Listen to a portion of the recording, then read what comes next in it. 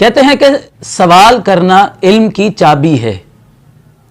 جو شخص علم حاصل کرنا چاہتا ہے اس کو سوال کرنے کی عادت ضرور ہونی چاہیے. جس شخص کو سوال کرنے کی عادت ہوتی ہے وہ علم حاصل کر لیتا ہے، اور جو شخص سوال ہی نہیں کرتا وہ کبھی علم حاصل نہیں کر پاتا بلکہ جاہل ہی رہتا ہے. نبی صلی اللہ علیہ وسلم کے زمانے میں ایسا ہوا کہ ایک شخص زخمی ہو گیا اور اس زخمی آدمی کو احتلام ہوا، غسل اس پر فرض ہو گیا. تو اس نے صحابہ کرام سے پوچھا تو انہوں نے کہا کہ تمہیں تو غسل کرنا ہی پڑے گا، تمہارے اوپر غسل فرض ہو گیا ہے. حالانکہ وہ تیمم بھی کر سکتا تھا چونکہ وہ زخمی تھا، پانی کا استعمال اس کی بیماری میں اضافے کا سبب بن سکتا تھا، لیکن صحابہ کرام نے اس کو کہا کہ تمہیں تو غسل ہی کرنا پڑے گا. چنانچہ اس شخص نے غسل کیا، اس کی بیماری بڑھ گئی اور وہ آدمی فوت ہو گیا. نبی صلی اللہ علیہ وسلم کو جب اس مسئلے کا پتہ چلا تو آپ صلی اللہ علیہ وسلم بہت زیادہ ناراض ہوئے. تو یہاں پر آپ علیہ السلام نے یہ بات ارشاد فرمائی کہ کیا تمہیں معلوم نہیں ہے کہ جہالت کا علاج سوال کرنا ہے. مطلب اگر تمہیں کسی مسئلے کا علم نہیں تھا تو غلط مسئلہ بتانے کی بجائے تمہیں پوچھ لینا چاہیے تھا اپنے سے زیادہ علم والے سے. تو اس حدیث مبارکہ میں نبی صلی اللہ علیہ وسلم نے ہمیں ایک قاعدہ سمجھا دیا کہ ہمیں دین کے معاملے میں سوال کرنے کی عادت ڈالنی چاہیے، اور دین کا مسئلہ پوچھنے میں ہمیں کوئی شرم اور حیا محسوس نہیں کرنا چاہیے، بجائے اس کے کہ ہم جہالت کی بنیاد پر کوئی کام غلط طریقے سے کر لیں اور شرم محسوس کرتے رہیں کسی سے پوچھنے سے. اس سے بہتر ہے کہ ہم کسی عالم دین کے پاس جا کر اس سے شرعی رہنمائی لیں، اس سے پوچھیں کہ قرآن حدیث ہماری اس مسئلے کے بارے میں کیا رہنمائی کرتا ہے.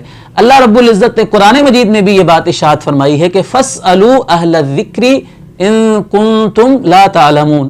اگر تمہیں کسی بات کا علم نہیں ہے تو تم اہل علم سے جا کر اس کے بارے میں سوال کر لو. اور یاد رکھیے کہ علم سیکھنے کے معاملے میں شرم اور حیا انسان کو محسوس نہیں کرنی چاہیے.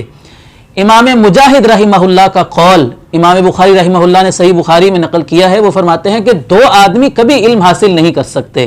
ایک وہ شخص جو شرم محسوس کرتا ہے، حیا محسوس کرتا ہے علم سیکھنے میں، اور دوسرا آدمی جو متکبر ہوتا ہے. ایسے دو آدمیوں کو کبھی علم حاصل نہیں ہوتا. اور سیدہ عائشہ صدیقہ رضی اللہ عنہا نے انصار کی عورتوں کی تعریف فرمائی کہ انصار کی عورتیں بہت اچھی ہیں کہ ان کو دین سیکھنے کے معاملے میں شرم جو ہے نا ان کے آڑے نہیں آتی. مطلب جو بھی دینی مسئلہ انہوں نے پوچھنا ہوتا ہے وہ شرم حیا کے دائرے میں رہتے ہوئے آ کر وہ مسئلہ پوچھ لیتی ہیں، بجائے اس کے کہ جہالت کی بنیاد پر غلط عمل کرتے رہیں ساری زندگی. ہمیں عادت یہ ڈالنی چاہیے کہ ہم اہل علم سے رابطہ رکھیں، اور جب بھی کوئی دینی مسئلہ ہمیں درپیش آئے تو اہل علم سے رہنمائی حاصل کریں. آج کل سہولت بہت زیادہ ہے، انٹرنیٹ کا دور ہے. ہم علماء کرام کے فون نمبرز اپنے پاس رکھیں. واٹس ایپ کے گروپس ایسے بنے ہوئے ہیں کہ جن کے اندر علماء کرام ہر وقت جو ہے وہ رہنمائی کے لیے موجود ہوتے ہیں. تو دین سیکھنا، علماء سے سوال کرنا اب تو بہت آسان ہو چکا ہے. تو ہمیں ان ساری سہولتوں سے فائدہ اٹھانا چاہیے اور ہمیشہ دین کے معاملے میں جہالت پر عمل کرنے کی بجائے علم سیکھنے کی کوشش کرنی چاہیے. لیکن یہاں ایک بات کا خیال رکھنا چاہیے کہ نبی کریم صلی اللہ علیہ وسلم نے ایک حدیث مبارکہ میں کثرت سوال سے منع کیا ہے. کثرت کے ساتھ سوال کرنا، ایسے سوال کرنا کہ جن کا کوئی فائدہ نہ ہو، بے مقصد فضول سوال کرتے رہنا جن کا ہمارے عقیدے کے ساتھ کوئی تعلق نہیں ہے، ہمارے عمل کے ساتھ کوئی تعلق نہیں ہے. ہمیں دنیا میں اس سوال کا جواب جان کر کوئی فائدہ ہونے والا نہیں ہے، آخرت میں ہمارے دین کو اس سوال کا جواب جاننے کا کوئی فائدہ ہونے والا نہیں ہے. ایسے سوال کرنا، فضول قسم کے سوال کرنا اور کثرت کے ساتھ سوال کرنا، اس چیز کو شریعت میں ناپسند کیا گیا ہے، کیونکہ علم کا مقصد جو ہے وہ عمل ہوتا ہے. تو جو علم ہمیں عمل پر ابھارنے والا ہو، ہمارے عمل کے اندر معاون ثابت ہو، اس کے بارے میں تو ہم سوال کریں.